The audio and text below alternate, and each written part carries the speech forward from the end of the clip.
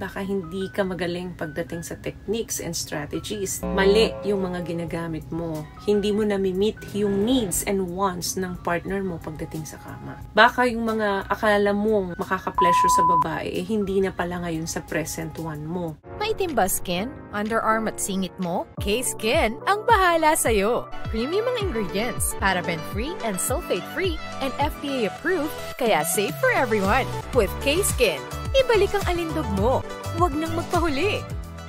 Hi guys! Welcome back to our channel. Kamusta po kayong lahat? Sana ay nasa mabuti po kayo. At sa mga hindi po nakakakilala sa akin, my name is Cheryl Ting. At kung bago lang po kayo sa channel na to, pwede po pong makahingi ng isang favor to please consider to subscribe dito po sa ating channel. And also, huwag niyo na rin po sanang kalimutan i-like and i-follow ang ating Facebook page official and also ang ating TikTok account, Cheryl Ting. Maraming salamat po. And for today's video is another concerned video po. Ang sabi niya is, sino ang mas tumatagal sa bakbakan sa kama, Miss Che? Babae ba?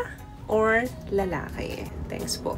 Okay, hindi ko alam kung ano yung ibig mong sabihin sino ang mas tumatagal. Sa taas ba ng libido, arousal ng babae? Or kung sino ang matagal bago makatapos? Kung yun ang concern mo, well, definitely ang kasagutan ay babae po. Kung intercourse alone, tapos yun lang ang gagawin ninyo, magtatagal talaga bago makatapos ang isang babae. Kasi mas malaki po ang porsyento ng mga kababaihan na hindi nakakatapos during, lalo na kung ito ay ipinasok lang or yung tinatawag nating intercourse. Minsan kahit ilang minuto na, matagal na, hindi talaga nakakatapos ang babae. Puwera na lang kung magtatagal ka at kung tama ang stroke mo sa pagkain sa kanya down there. Average 13 minutes bago mag-big O ang babae. Pwedeng mas matagal pa doon. Compared sa mga kalalakihan na tumatagal lamang ng 5 hanggang 7 minuto. Meaning tuloy-tuloy para mag-big O ang lalaki. Puwera na lang talaga kapag L na L ang isang lalaki. Mas mabilis doon. However, ito po ay nakadepende between individuals. Depende sa kanyang physical health, sa kanyang mental state, or psychological state. And syempre, kung paano mo hinahandle yung mga S techniques mo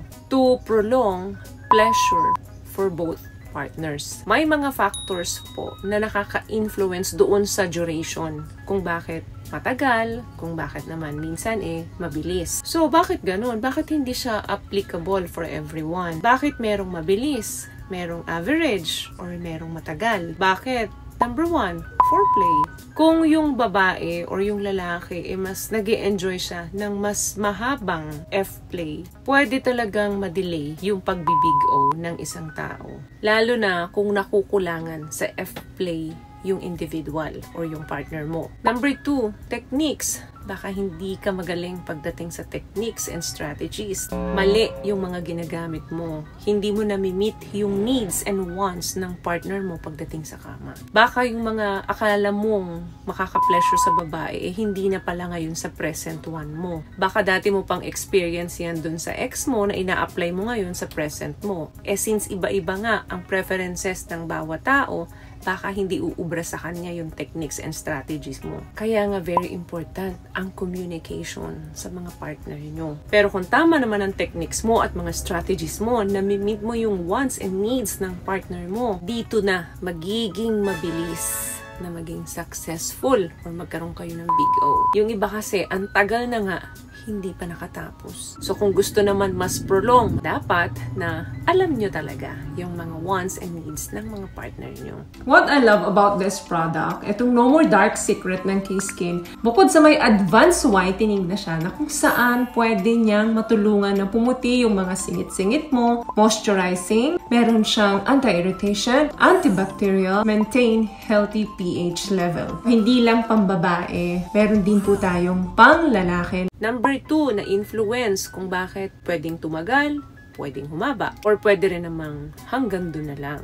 Medical condition. Kung may medical conditions yung partner mo, tapos hindi mo alam. Halimbawa, yung lalaki, meron palang PE o yung premature ejaculation. Mabilis siya makatapos in less than 1 minute. Nakakatapos siya kahit na ayaw niya pa. Isa talaga yun sa makaka-apekto kung bakit ang isang lalaki ay hindi maglo-long last pagdating sa kama. And last one, psychological state. Ano to? Ito yung mental and emotional factors. Yang mga yan, malaki po ang role niyan para sa duration and sa performance ng individual. For example, kung mag-couple kayo, meron palang issue na unresolved. Or baka hindi mo alam, meron palang problema yung partner mo na pinagdadaanan niya. Tapos hanggang dun sa bakbakan nyo, idala-dala niya or iniisip niya yung problemang yan. So isa yan sa malaking dahilan kung bakit hindi kayang mag-big o nung isa. Minsan tatanggihan ka pa niyan. Kasi pag marami po tayong inaalala, problema, isa po at unang-unang maapektuhan dyan is yung sexual activities mo.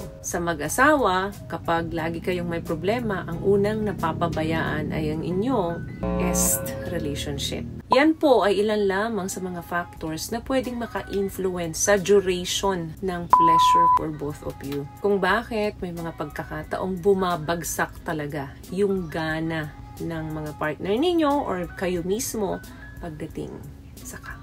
Kaya again, communication is key para alam nyo po kung ano na yung estado ng partner ninyo, kung ano yung wants and needs ng both partners. So, may nakuha ka bang tips sa mga napag-usapan natin ngayon? At kung nagustuhan mong ating video, please give it a thumbs up, comment down below, and also share this video na rin po sa mga kaibigan na sa tingin yung matutulungan ng video natin.